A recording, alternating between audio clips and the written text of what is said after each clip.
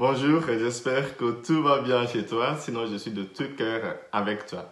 Juste une petite info, dans quelques jours, c'est-à-dire ce week-end, samedi et dimanche à 16h, dans l'église de Wagenburg, je donne une conférence sur comment survivre et grandir à travers une expérience de la souffrance. C'est les fruits de ma recherche sur la souffrance que j'ai déjà soutenue pour avoir mon doctorat en théologie. C'est la seule fois que je vais proposer cette conférence gratuitement. Donc c'est à Wagenburg ce samedi à 16h et aussi dimanche à 16h. C'est gratuit, mais il faut s'inscrire. Donc si tu n'es pas toujours inscrit, les places sont limitées, mais tu peux encore le faire aujourd'hui. Voilà. Aujourd'hui, j'aimerais vous parler de notre Père, la prière de notre Père, la prière de notre Père. Pourquoi nous prions cette prière tout le temps, tout le temps, tout le temps? À chaque messe, il y a le Notre Père. À chaque événement où on doit prier, il y a le Notre Père. Pourquoi nous prions autant cette prière? Je ne vais pas commenter la première lecture d'aujourd'hui parce que elle me fait trop rire. Je ne vais pas arriver à la commenter. Mais je vous dis juste une chose sur ce texte avant de passer au Notre Père. C'est Saint Paul. Saint Paul, maintenant, il est un peu vieux. Il râle dans, dans le texte. Il dit à l'église de Corinthe, c'est sa deuxième lettre aux Corinthiens, chapitre 11, de verset 1 à 11. Il y avait des rumeurs comme quoi Paul, peut-être, il aimait plus les Corinthiens, il serait fâché contre eux. Évidemment, oui, Paul était fâché à un moment. Mais Paul, aujourd'hui, a passé son temps à leur dire, moi, j'ai fait ceci pour vous, je ne vous ai jamais rien demandé. Imagine la maman qui gronde son ado. J'ai fait ceci pour toi, j'ai fait cela pour toi. Tout ça parce que je ne t'aime pas, mais ce n'est pas possible, je t'aime, bien sûr. C'est un peu ça, dans la première lecture. Et dans l'évangile, c'est là où je voudrais vous montrer une autre chose aujourd'hui. C'est tiré de l'évangile selon saint Matthieu, chapitre 6, de versets 7 à 15. Jésus dit à ses apôtres ou ses disciples et à nous tous comment prier. Et il nous dit, quand vous priez, priez ainsi.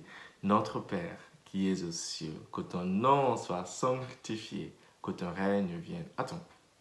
D'abord, cette prière est divisée en deux. La première partie, c'est ce que je viens de citer. Notre Père qui est aux cieux, que ton nom soit sanctifié.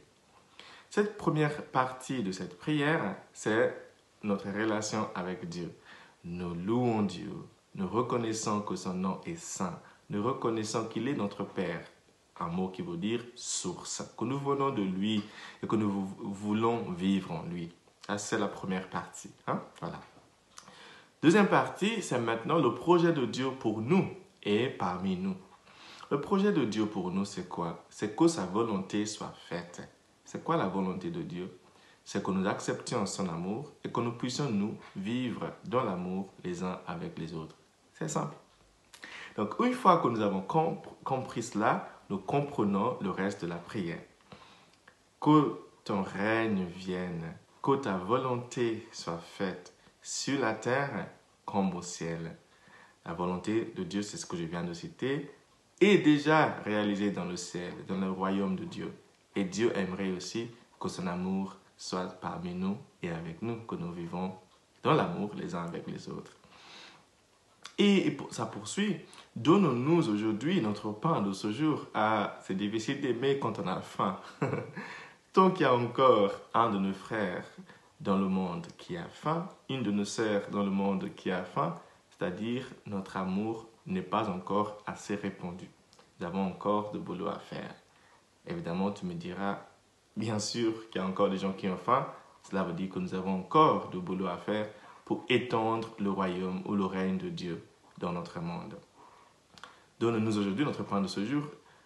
Pardonne-nous nos offenses, comme nous pardonnons aussi à ceux qui nous ont offensés. Oui, donc nos relations ne sont pas encore parfaites. Nous avons besoin encore de travailler sur nos relations les uns avec les autres. Et la clé pour améliorer nos relations, c'est le pardon, c'est la réconciliation. Parce qu'aucun de nous n'est parfait et de temps en temps, on va marcher sur le pied de l'autre. Et quand ça arrive, il faut savoir demander du pardon et donner le pardon. Et en plus, nous promettons à Dieu dans cette prière que nous allons pardonner de la mesure, qu'il nous pardonne de la mesure où nous pardonnons aux autres. C'est-à-dire que nous avons un engagement de toujours pardonner et de demander le pardon. Et nous terminons cette prière en disant à Dieu de nous garder de toute tentation. La tentation dans le langage biblique, c'est la mauvaise voie. Nous demandons à Dieu de nous préserver de la mauvaise voie dans la vie. Et surtout, pour terminer, nous lui demandons de nous préserver du malin, du mal, du diable, de Satan. C'est ça le Notre Père. C'est ça la prière que nous prions tout le temps. C'est le résumé du projet chrétien. C'est le résumé de la volonté de Dieu pour nous et parmi nous. C'est pour ça que nous prions cette prière tout le temps.